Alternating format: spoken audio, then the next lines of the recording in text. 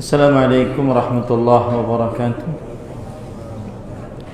Bismillahirrahmanirrahim. Alhamdulillahirabbil alamin wa sallallahu wasallam wa barak ala abdihi wa rasulihi nabiyina Muhammad wa ala alihi wa ashabihi ajma'in. Amma ba'd.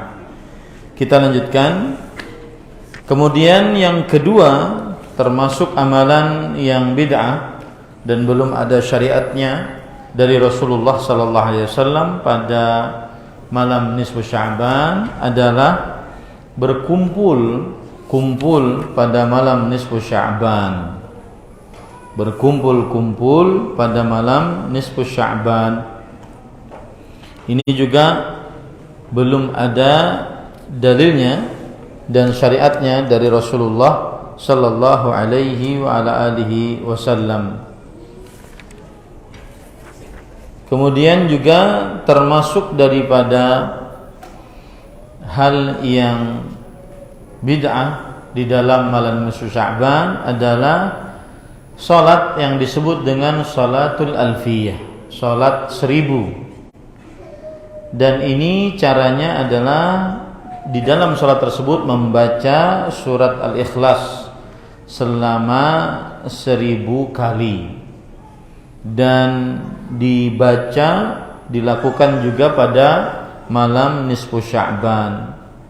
Maka salat ini adalah salat yang bid'ah yang baru ada dikerjakan di Baitul Maqdis pada tahun 448 Hijriah, dan tidak ada satu hadis sahih pun yang menunjukkan akan hal ini ataupun sebagai sandaran atas salat ini.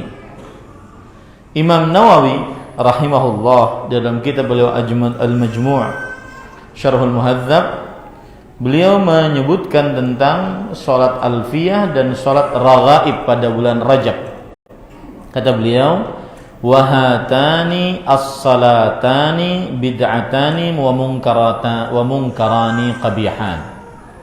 Dan dua salat ini, salat alfiyah dan salat raghaib di bulan Rajab, salat alfiyah di bulan Sya'ban, dua salat ini adalah dua perbuatan bid'ah yang mungkar dan buruk. Ini perkataan Imam An-Nawawi dalam kitab beliau Al-Majmu' Syarhul Muhadzab, ulama Islam abad ke-7 Hijriah bermadzhab Syafi'i. Wala yaghtar bi dzikrihima fi kitabi Qutil Ibad wa Ihya Ulumuddin wala bil haditsil madhkur fihima fa inna dzalika batil. Dan jangan sampai terpesona dengan penyebutan dua salat ini di dalam kitab Qutul Qulub dan juga kitab Ihya Ulumuddin, dan juga penyebutan hadis yang berkaitan dengan dua salat ini, karena sesungguhnya hal tersebut adalah batil. Al-Imam Al-Iraqi rahimahullahu taala, beliau ulama Islam abad ke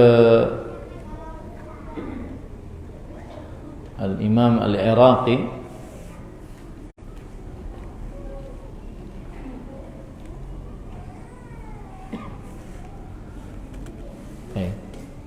beliau ulama Islam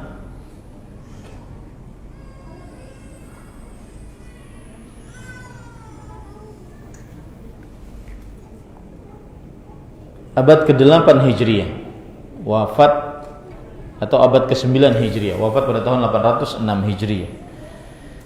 Beliau salah seorang yang mengoreksi hadis-hadis dan meneliti hadis-hadis yang ada dalam kitab Ihya Ulumuddin.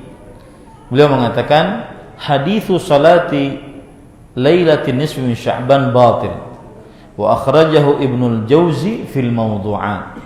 Hadis tentang salat malam nisfu Sya'ban adalah hadis yang batil dan dikeluarkan oleh Imam Ibnul Jauzi di dalam kitab beliau Al-Mawdu'at, yaitu hadis-hadis palsu. Ini para ikhwan yang dirahmati oleh Allah Subhanahu wa ta'ala. Kemudian juga Ibnu Dihyah menyebutkan ahaditsu salatil bara'ah mawdu'ah wa wahidun maqtu' wa man 'amila bi khabari sahha annahu kadhib fahuwa min khadami syaitan. Hadis salat alfiyah tadi adalah palsu, dan salah satu dari hadis tersebut dipastikan kepalsuannya, dan siapa yang mengamalkan sebuah kabar yang telah sahih kedustaannya, maka dia adalah pembantu syaitan. Dia adalah pembantu syaitan. Kemudian juga Ali bin Ibrahim berkata, walaqad ra'ayna katsiran mimman yusalli hadhihi as-salata fil lailatil qasirah fayafutuhumul fajr wa yusbihuna kusala. Dan kami telah melihat kebanyakan dari yang salat dengan salat ini, karena salat 1000 ya. 1000 kali membaca Al-Ikhlas berarti 1000 rakaat. Maka terlewat dari mereka salat subuh, dan di pagi hari mereka dalam keadaan malas. Nah, ini termasuk hal yang bid'ah yang belum ada syariatnya dari Rasul sallallahu alaihi wa ala alihi wasallam. Coba perhatikan perkataan Imam Asy-Syafi'i. Disebutkan di dalam kitab Al-Fatawa Al-Fiqhiyah Al-Kubra. Imam Asy-Syafi'i berkata, "Inna ad-du'a yustajabu fiha." Berdoa di malam nisfu Sya'ban dikabulkan di dalamnya. Wa innaman niza'u fi salatil makhsusah lailatuha. Wa qad 'alimta annaha bid'ah qabihah madhmumah yumna'u minha fa'iluha. Dan yang diperselisihkan adalah salat yang khusus pada malam nisfu Sya'ban. Dan engkau sudah mengetahui bahwa ia adalah perbuatan bid'ah yang buruk, tercela, pelakunya harus dilarang melakukannya. Begitu juga Syekhul Islam Ibnu Taimiyah rahimahullah. Beliau mengatakan, wa amma lailatun nisfi Sya'ban fa fiha fadl. Malam nisfu Sya'ban di dalamnya terdapat keutamaan. Wa kana salaf man yusalli fiha. Ada sebagian ulama salaf yang salat di dalamnya, sebagaimana saya katakan tadi. Itu Makhul, kemudian Atha, kemudian lain-lainnya dari kalangan tabi'in dari Syam. Lakinnal istima'a fiha li ihya'iha 'alal masajid bid'ah. Akan tetapi berkumpul di dalamnya, di dalam malam tersebut untuk menghidupkan malam tersebut di masjid-masjid adalah perbuatan bid'ah. Nah, ini para ikhwah. Termasuk kemudian perbuatan bid'ah yang lain adalah bahwa keyakinan sebagian orang bahwa pada malam nisfu Sya'ban air Zam-Zam naik daripada biasanya, sampai sebagian orang menunggu naiknya tersebut. Maka keyakinan ini tidak ada asalnya, dasarnya dari Al-Quran dan hadis Rasulullah SAW, tidak juga dari para salafus saleh. Kemudian juga termasuk daripada perbuatan bid'ah adalah mengkhususkan sedekah pada pertengahan Sya'ban dan bersedekah atas orang-orang yang sudah meninggal. Bersedekah atas orang-orang yang sudah meninggal. Nah, di sini para ikhwah perhatikan. Bersedekah atas orang-orang yang sudah meninggal itu disyariatkan dalam agama Islam. Dan sebagaimana hadis Rasul sallallahu alaihi wasallam ketika ada seorang sahabat bertanya, "Ya Rasulullah, inna ummi matat uftulitat wa adhunnuha law takallamat tasaddaqat." Wahai Rasulullah, ibuku meninggal tiba-tiba, dan aku kira kalau ibuku bisa berbicara sebelum meninggal, maka beliau mau bersedekah. Afa atasaddaqu anha? Bolehkah aku bersedekah atasnya? Maka Nabi Muhammad SAW mengatakan, tasaddaq anha, bersedekahlah atasnya. Menunjukkan bahwa bersedekah atas orang yang sudah meninggal, pahalanya diberikan kepada orang yang sudah meninggal, dianjurkan dalam agama Islam. Tetapi mengkhususkan, nah ini yang jadi masalah. Ini yang terjadi perbedaan antara dakwah sunnah dengan selainnya. Pengkhususan memerlukan dalil, ya. Dan pengkhususan itu ada 6. Pengkhususan waktu, sebab, jumlah bilangan, jenis, tata cara, dan tempat. Waktu, tempat, sebab, jumlah bilangan, jenis, tata cara. Ya, 6 pengkhususan ini memerlukan dalil. Sebagaimana malam yang lalu yang sudah saya sebutkan, mengkhususkan dalil. Ya. Kemudian para ikhwan yang dirahmati oleh Allah Subhanahu wa taala, termasuk dari perbuatan yang mengada-ngada pada nisfu Sya'ban adalah berziarah kubur pada malam nisfu Sya'ban, membaca Al-Quran pada malam nisfu Sya'ban secara khusus saat berziarah kubur. Berdasarkan hadis Aisyah riwayat Imam Al-Baihaqi, dan Imam Al-Baihaqi melemahkannya. Beliau berkata, Aisyah radhiyallahu anha bercerita, dakhaltu ala Rasulillah sallallahu alaihi wasallam fa wada'a anhu thawbayhi thumma qama falabisahuma fa akhadatni ghairah shadidah dhanantu annahu ya'ti ba'dha suwayhabatihi fa kharajtu fa adraktuhu bil baqi yastaghfiru lil mu'minin wal mu'minat wasyuhada. Kemudian bal atani Jibril faqala hadhihi lailatun nisfu Sya'ban walillahi fihi utaqa bi'adadi syu'uri ghanamin bani kalb wa la yanzuru Allah fiha illa musyrik wala musyahin wala qati'i rahim wala musbil wala 'aqli walidayhi wala mudmini khamr. Qala ya Aisyah ata'dhanini li bil qiyam fi hadhihi al-lailah. Para ikhwan yang dirahmati oleh Allah Subhanahu wa taala, berdasarkan hadis yang dilemahkan oleh Imam Al-Baihaqi, bahwa Aisyah bercerita Rasulullah SAW malam itu menggilirku, lalu beliau keluar rumah dan aku timbul rasa cemburu yang sangat cemburu. Aku kira beliau akan pergi ke istri-istri lain, padahal itu malam gilir beliau. Maka aku dapati beliau pergi ke Baqiyah, kemudian beristighfar untuk orang-orang beriman, laki-laki dan perempuan, dan orang-orang yang mati syahid. Lalu dalam hadis tersebut disebutkan Jibril alaihissalam mendatangiku dan berkata, ini adalah malam nisfu Sya'ban dan Allah memiliki di dalamnya hamba-hamba yang dimerdekakan dari api neraka sejumlah bulu-bulu kambing yang dimiliki oleh kabilah Kalb. Kabilah namanya kabilah Kalb.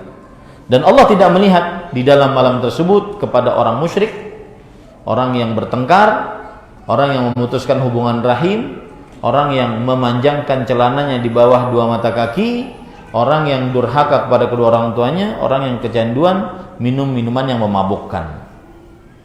Nah, ini hadis dilemahkan oleh para ulama rahimahumullah ta'ala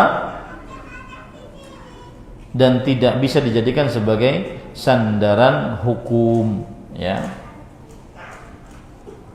Nah,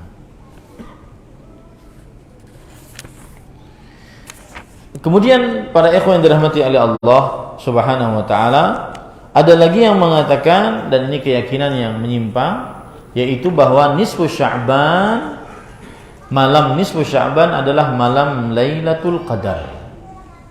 Malam nisfu Sya'ban adalah malam Lailatul Qadar. Baik. Terakhir, apa hukum berpuasa sunnah setelah pertengahan bulan Sya'ban?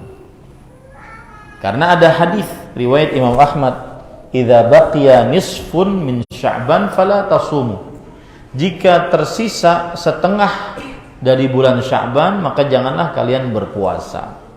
Padahal di awal kita katakan tadi bahwa Rasulullah SAW di bulan Sya'ban kenapa?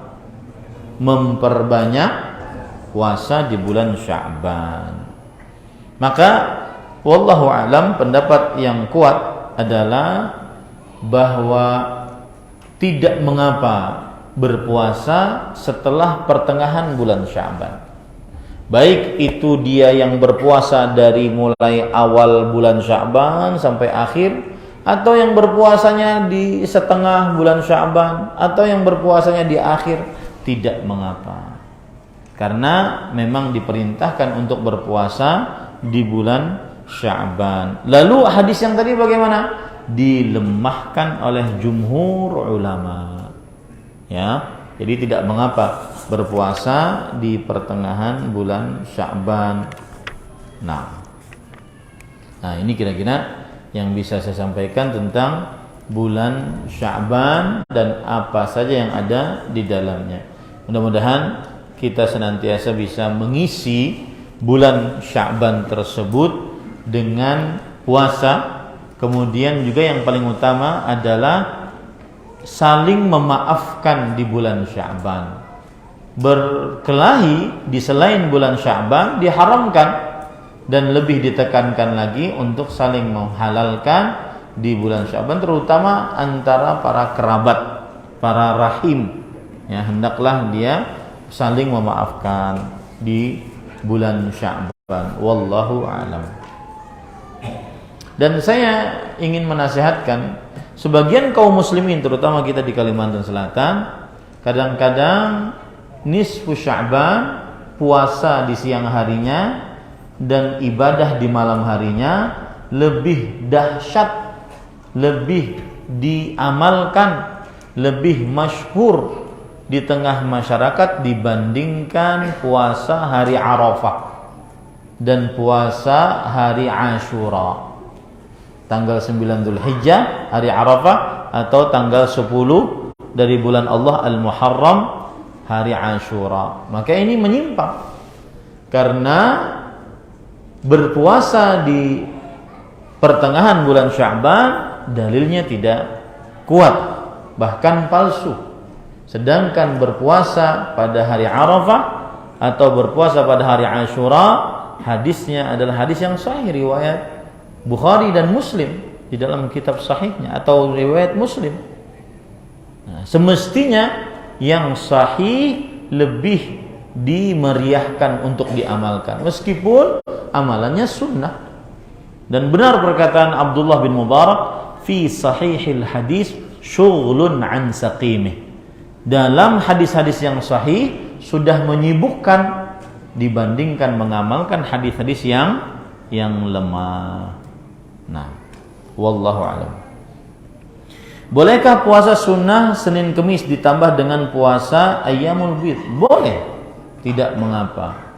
Puasa yang sangat ditekankan puasa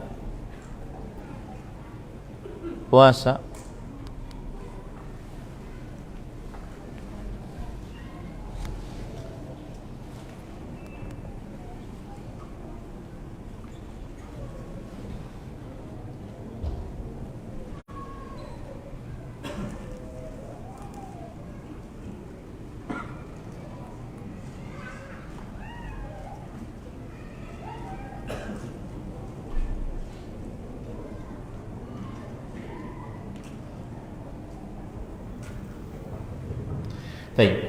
Puasa yang sangat ditekankan puasa Senin.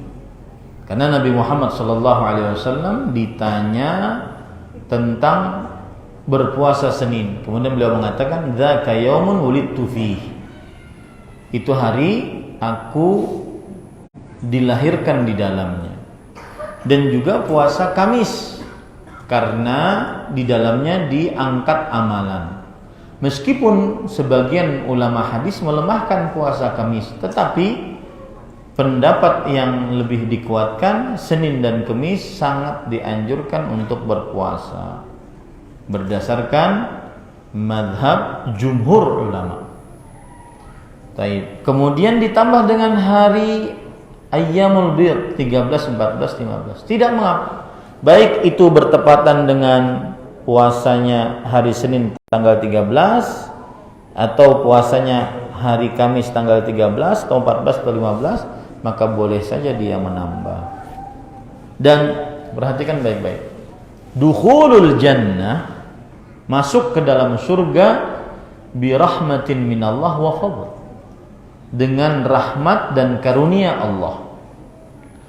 Wa tafadulu baina darajatil jannah bi an-nawafil, dan perbedaan tingkatan-tingkatan surga dengan amalan-amalan sunnah. Semakin banyak amalan sunnahnya, semakin meninggikan dia di dalam surganya Allah Subhanahu wa taala, yang jarak antara satu tingkatan surga dengan tingkatan yang lain seperti antara langit dan bumi. Rasul sallallahu alaihi wasallam bersabda, inna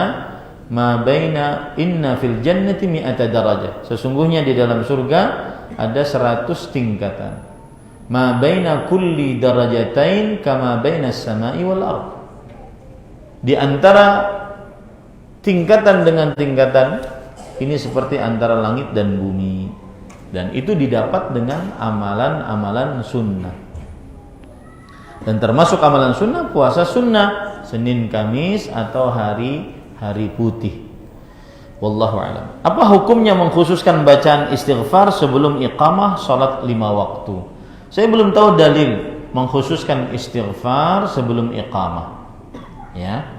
Saya juga belum tahu dalil mengkhususkan membaca Fatihah 4. Pian tahu lah Fatihah 4.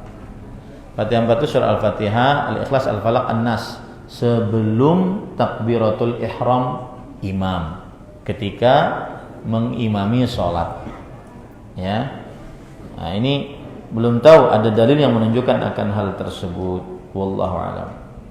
Bagaimana seharusnya jadwal puasa yang dilakukan di bulan Sya'ban untuk menggarisbawahi kata memperbanyak amalan puasa di bulan Sya'ban? Pokoknya perbanyak saja.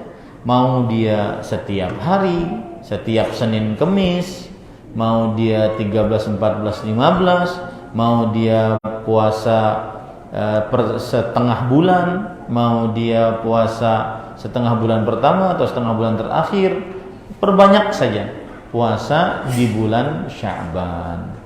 Wallahu a'lam.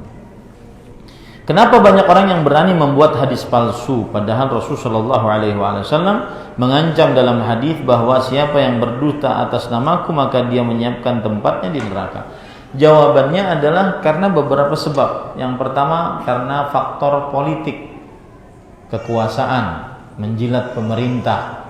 Yang kedua faktor ekonomi. Siapa yang makan terong maka tidak akan pernah miskin selamanya. Nah, ini faktor ekonomi. Yang ketiga faktor pendidikan. Guru-guru yang tidak mendapatkan perhatian dari muridnya membuat hadis-hadis palsu. Ya, yang ketiga, yang keempat, faktor bisikan syaitan. Tidak mencukupkan dengan ibadah yang dicontohkan oleh Rasul sallallahu alaihi wasallam. Allahu a'lam. Apakah puasa kafarat hanya dilaksanakan oleh suami saja? Pertanyaan kedua, sebagai istri bagaimana cara melaksanakan puasa kafarat karena wanita haid? Mungkin ini maksudnya adalah kafarat ketika puasa Ramadan mereka berjima di siang hari bulan Ramadan, dan mereka adalah seorang muslim yang baligh, berakal dan muqim, mampu selain wanita yang haid dan nifas. Ya. Maka mereka berjimak di siang hari bulan Ramadan. Nah, apakah ini diwajibkan kedua-duanya untuk membayar kafaratnya?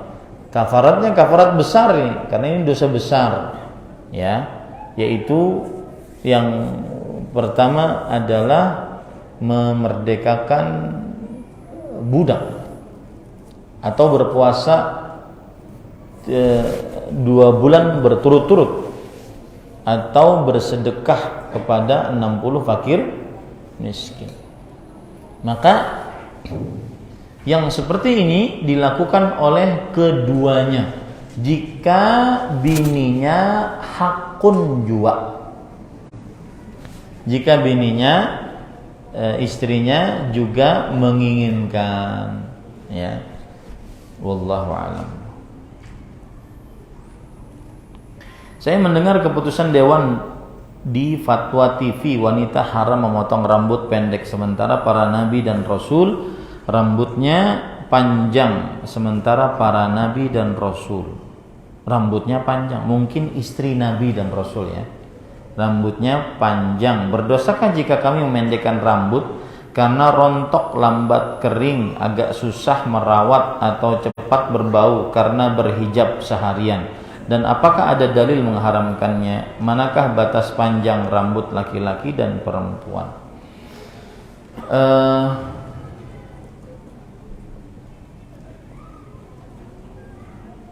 Mungkin ditanyakan ke Dewan Fatwa, ya, agar kita menjaga marwah Dewan Fatwa.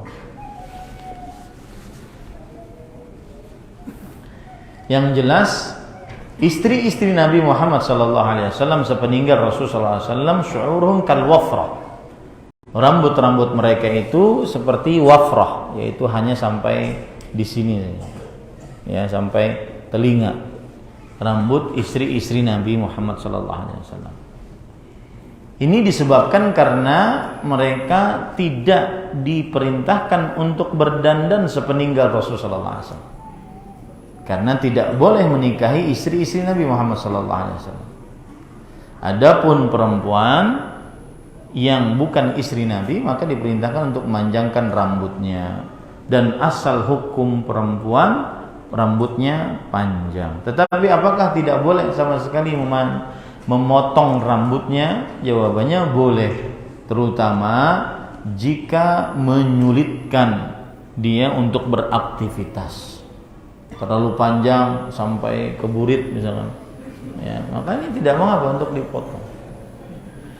Yang dimaksud, mungkin saya belum pernah dengar juga fatwanya, yang dimaksud mungkin adalah seperti laki-laki, maka ini dilarang karena menyerupai laki-laki. Allahu a'lam.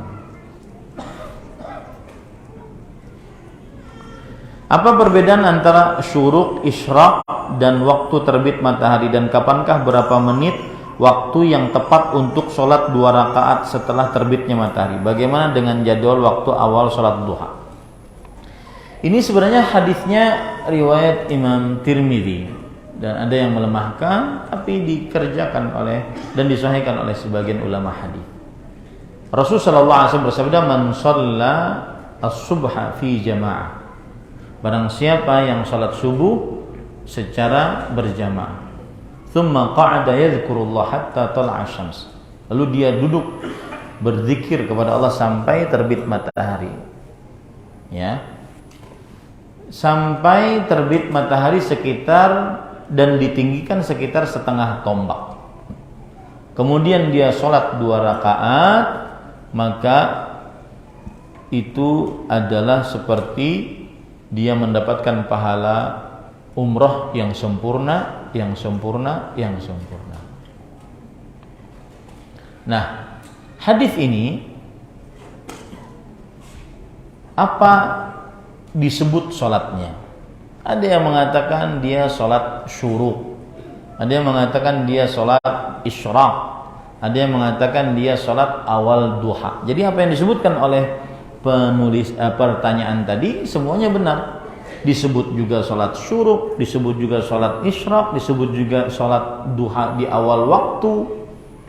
Ya, jadi sebenarnya sholat itu adalah sholat duha di awal waktu. Sholat duha di awal waktu. Waktunya bagaimana?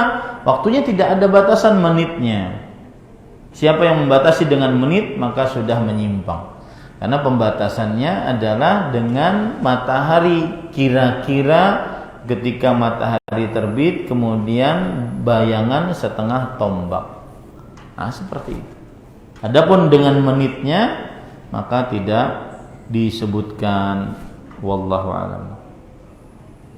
Pada sholat wajib terutama pada bacaan jahar, apakah bacaan surah Al-Fatihah yang dibaca imam dan bacaan dari imam tersebut mewakili dari makmum, dan apakah juga makmum diwajibkan untuk membaca surah Al-Fatihah? Mana yang lebih utama dari perihal di atas? Jawabannya adalah ini khilaf di antara ulama, dan pendapat yang dikuatkan, maksudnya dikuatkan oleh para ulama dan kita mengikutinya, adalah pendapat yang dilakukan oleh para ulama peneliti, bahwa dibedakan antara sholat yang dikeraskan bacaannya dengan sholat yang tidak dikeraskan bacaannya, seperti sholat subuh, sholat maghrib, sholat isya, rakaat pertama, rakaat kedua. Maka sholat-sholat yang dikeraskan bacaannya, makmum tidak membaca Al-Fatihah.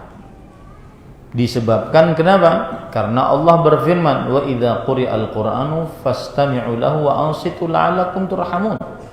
Jika dibacakan Al-Qur'an, dengarkanlah dengan seksama dan perhatikanlah baik-baik agar kalian mendapatkan rahmat. Imam Ahmad mengatakan, dengan ijma' ayat yang saya bacakan tadi adalah perihal sholat, perihal dibacakan di dalam sholat.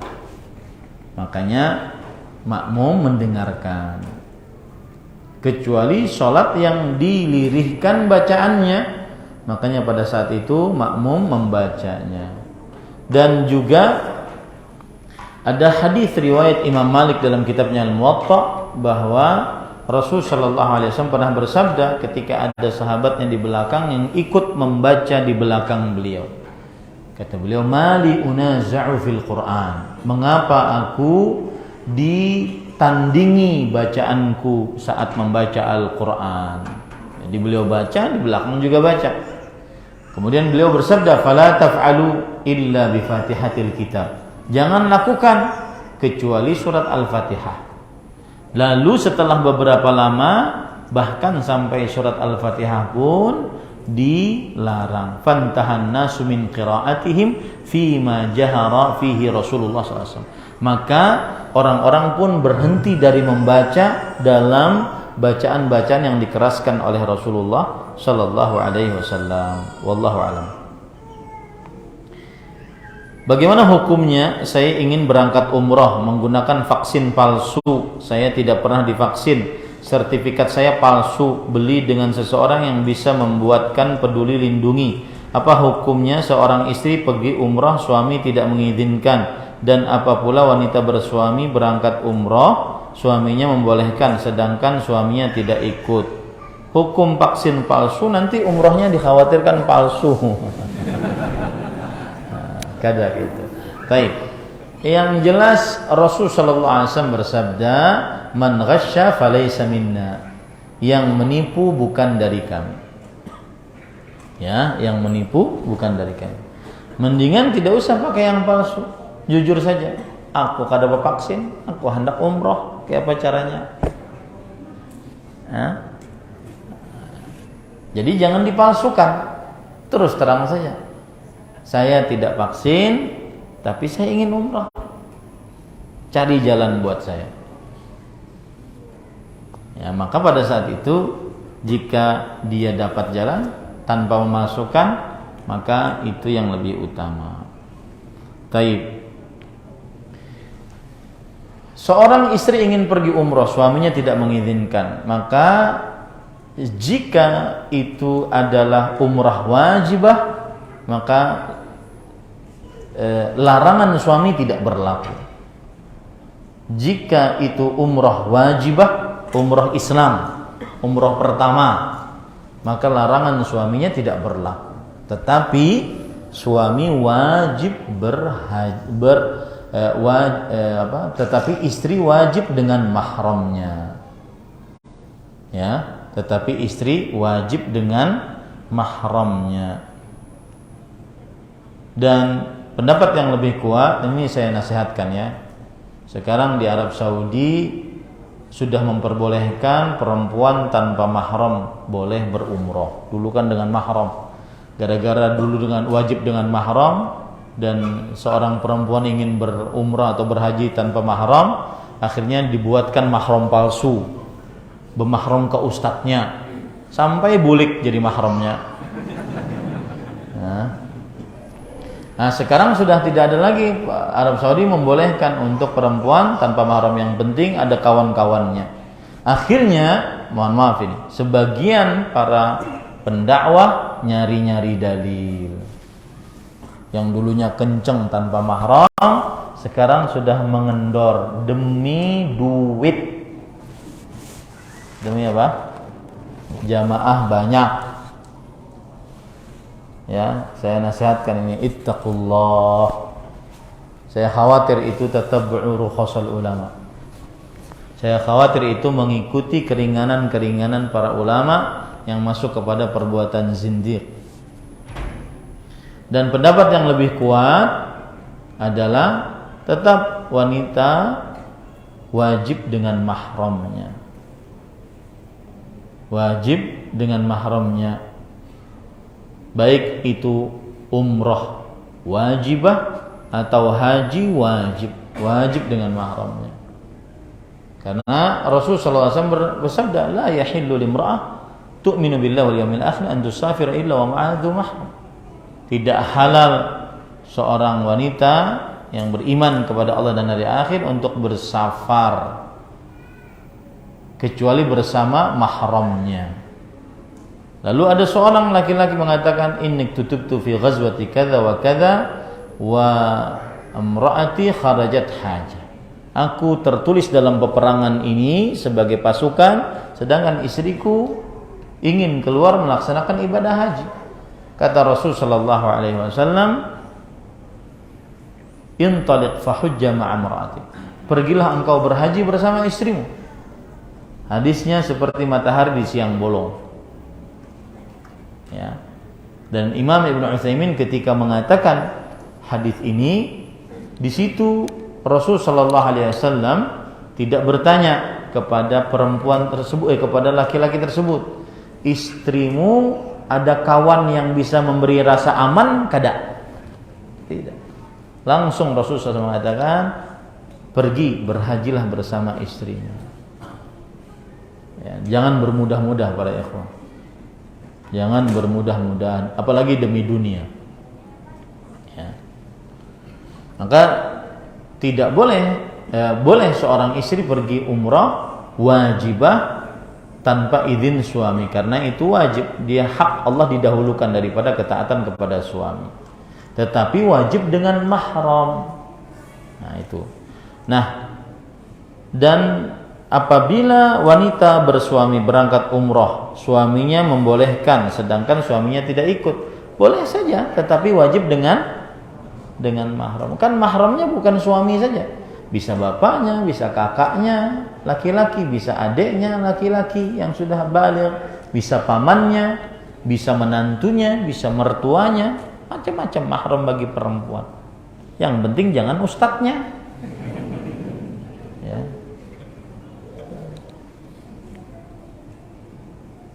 Dan pengalaman terakhir umrah saya November kalau nggak salah kemarin, itu karena saya tidak tahu, saya hanya diundang, kemudian ada wanita-wanita, ibu-ibu umur 60-an, tidak dengan mahramnya.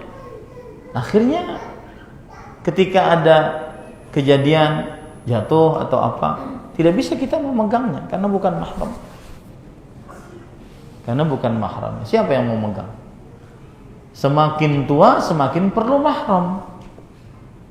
Ya. Apalagi yang muda-muda. Hati-hati. Ya. Apalagi Khadijah. Khadijah itu istilah janda sugih kada anak anum. Ya.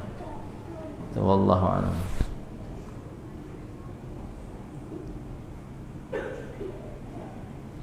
Apa hukum mengirim broadcast message ke grup-grup untuk minta maaf di bulan Sya'ban? Tidak perlu. Ya, tidak perlu. Wallahu a'lam.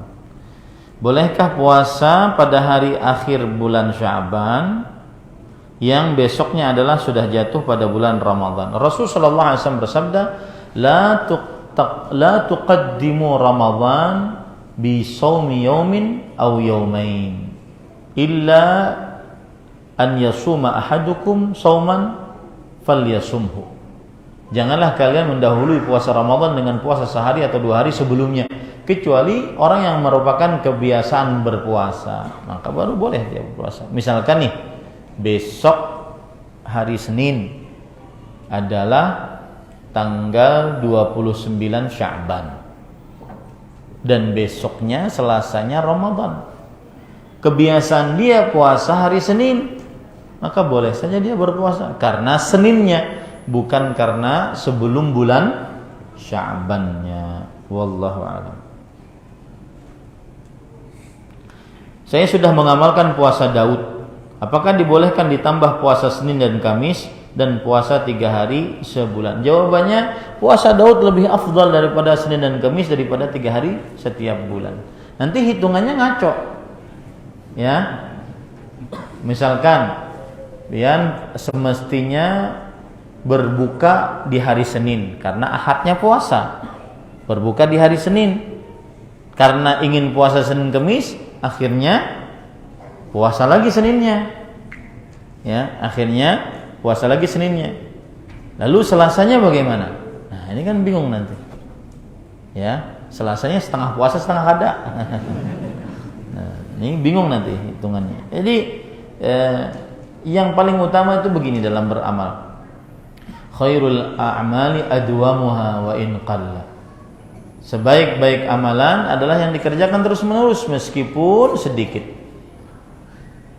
Kemudian Rasulullah SAW diceritakan oleh Aisyah, karena Rasulullah SAW idza amila amalan athbatahu. Nabi Muhammad SAW jika mengerjakan sebuah amalan, beliau menetapkannya. Menetapkannya itu maksudnya istiqamah di atasnya. Yang paling utama adalah istiqamah. Ya, wallahu a'lam. Bagaimana cara kita sebagai anak meminta ampun untuk orang tua yang sudah meninggal dan melakukan bid'ah selama di dunia? Jawabannya adalah doakan, Rabbighfirli wa liwalidayya wa lil mu'minina yauma yaqumul hisab. Rabbighfirli wa liwalidayya warhamhumma kama rabbayani shaghira. Doakan mereka. Ya, doakan agar mendapatkan ampunan dari Allah Subhanahu wa taala. Hukum bermakmum ke imam yang bacaan Fatihahnya banyak salah, panjang pendeknya, penyebutan huruf za menjadi ja, tidak membedakan antara sin dan shin, shad dan lain-lain. Sementara posisi sudah di dalam masjid. Jawabannya adalah, jika imam tersebut bacaan Al-Fatihahnya memiliki kesalahan yang terang sehingga merubah arti, maka tidak sah sholat di belakangnya, mencari masjid yang lain, ya, atau tidak berimaman dengannya. Kalau bacaan Al-Fatihahnya salah dan kelihatan jelas salahnya sampai merubah arti. Adapun yang tidak fasih atau tidak tepat panjang pendeknya sampai tetapi tidak merubah arti, maka ini tidak mengapa.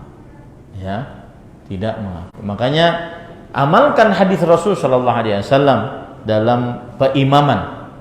Ya, yang berhak untuk menjadi imam, aqra'ukum li kitabillah.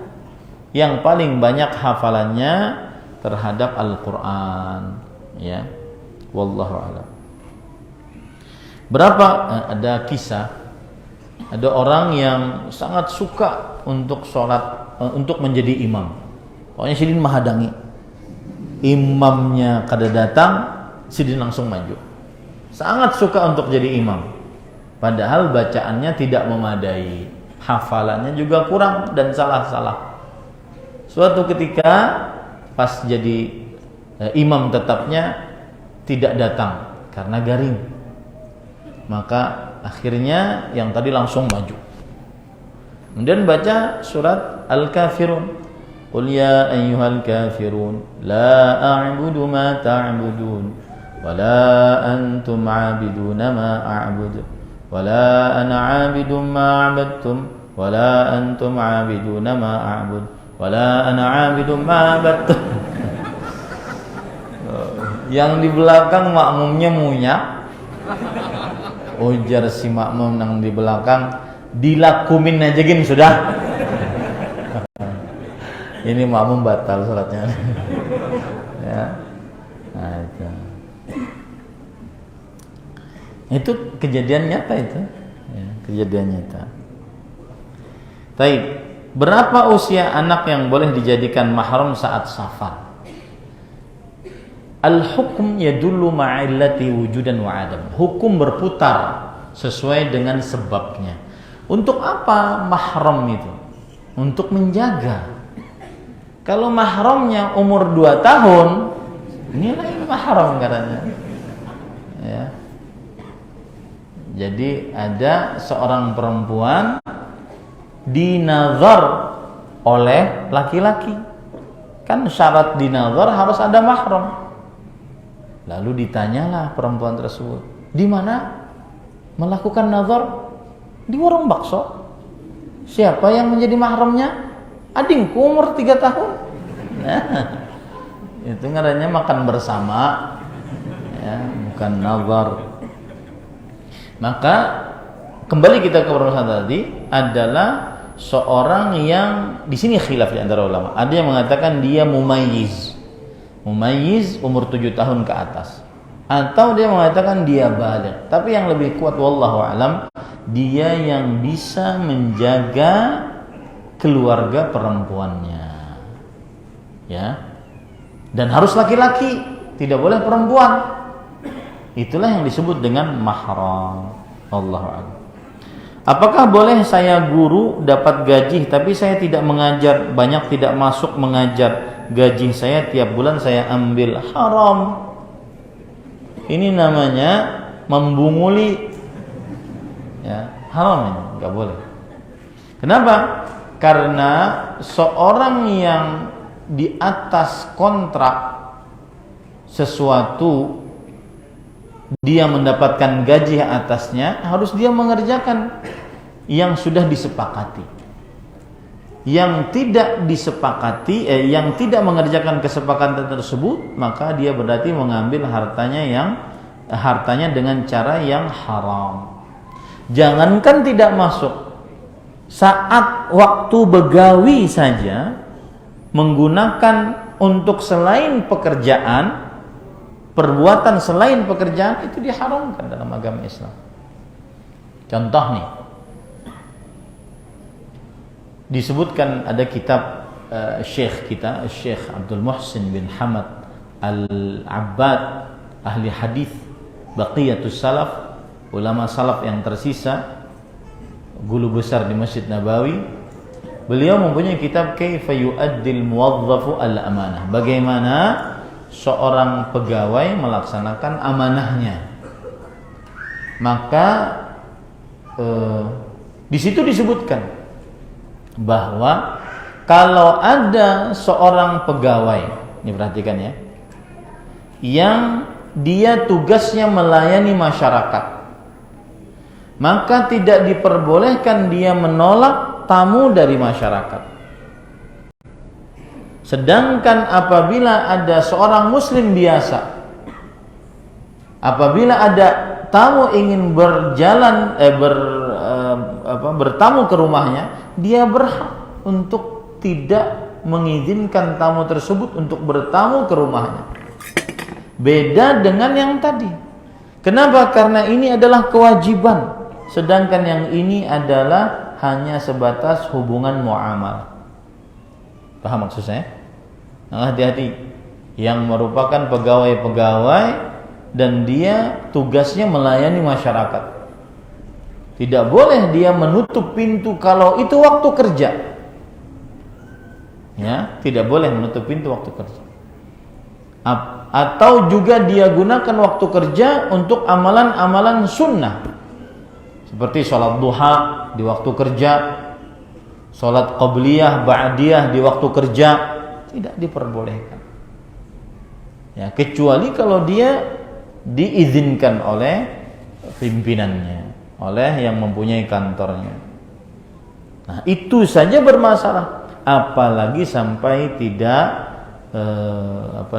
tidak masuk kerja, kemudian tetap mengambil gaji, maka ini tidak diperkenankan.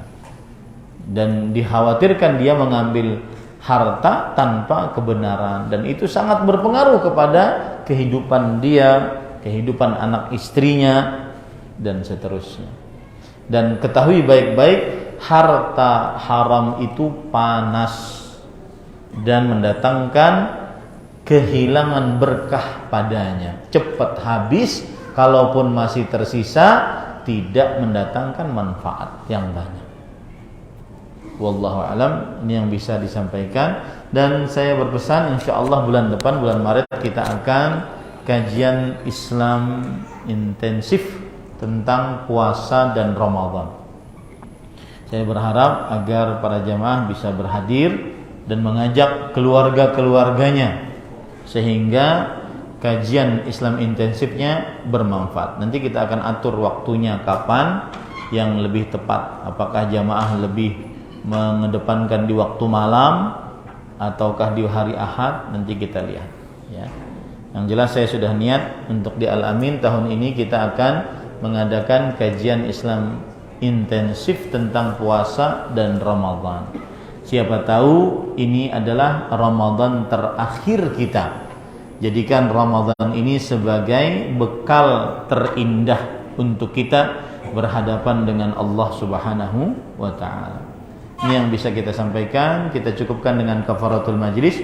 Subhanakallahumma bihamdik asyhadu an la ilaha illa anta astaghfiruka wa atubu ilaik. Wa sallallahu nabiyana Muhammad walhamdulillahirabbil alamin. Wassalamualaikum warahmatullahi wabarakatuh.